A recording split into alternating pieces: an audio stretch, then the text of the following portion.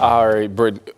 Oh, I was just going to say, remember, you were in the Impact Center as Yeah. Brad and I were wrapping up.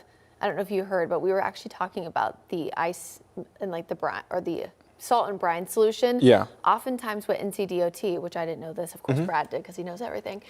The salt and brine solution they put down is about 23% salt and 77% water. So it's like pretty easy on pets. Oh. But at least personally, at my apartment complex, I remember back in 2022 and 2025 when they put down the salt, though we got a little email that said, you know, make sure your dogs are wearing booties, you know, or wipe off their paws and stuff because you don't want them putting like the stuff in their mouth. Right. So just be mindful of that too. Yeah, that's some good advice. I didn't even think about that. And that stuff is all over my complex. What? You know, Roger is #1 in my house. Oh, yeah. Shout out to Raj. Raj might be making an appearance tomorrow.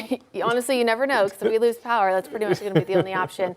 Nick, I feel like we talked a lot about this. And while we want folks to not be scared and to take this system seriously, we also don't want to make it seem like we're just being there's like that balance that you try to, hit between being serious and making sure that people are preparing and also making sure they're not scared. And I feel like we've done a pretty good job about balancing that the last couple of days. Of course, Chief Meteorologist Brad Panovich is the king of doing that too. But this is a large storm. In fact, yesterday, Brad was telling me that he doesn't remember if he's seen a storm that has impacted such a large area of a winter system in potentially decades, even longer than 2002. I mean, we have winter weather advisories, ice storm warnings and winter storm warnings from pretty much Albuquerque, New Mexico, all the way toward the New England states. Here locally in Charlotte, we have an ice storm warning since the first time since 2005. And even our National Weather Service office, which is in Greenville-Spartanburg, that covers most of the Charlotte area, says that they're not sure if they even remember if there was ever a time that their entire area that they cover was under this ice storm warning. When you think about an ice storm warning, that's the highest level of an ice storm,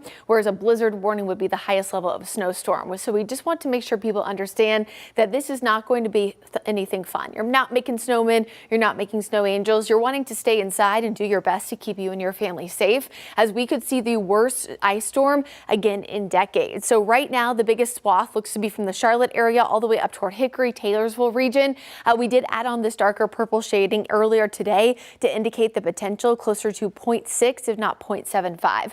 For perspective, in 2002, when the city was shut down for weeks because many people lost power, 4 weeks upon end, most of the area saw 0.5 to 0.75. So it was within that darker purple and lighter purple shading that did shut down for multiple weeks. Now, in a lot of situations when cities see something, and it's been quite some time since they saw it again, they take some of those rules and oftentimes the infrastructure is a little bit better. And so in this case, I certainly hope that is the case. And in fact, 2002, also there was new laws that were put into place, infrastructure changes that had carbon monoxide detectors actually required in all new builds, which wasn't previous. Similar to how 1992 Hurricane Andrew in Miami actually changed the building codes in the state of Florida. So oftentimes you need a bad storm to help change things for the better. But then you worry about the fact that many people who did live here in 2002, it's just been so long that you don't want people to forget. So with something like 0.5 or higher, again, dangerous travel on the roadways. You see likely widespread power outages and widespread tree damage.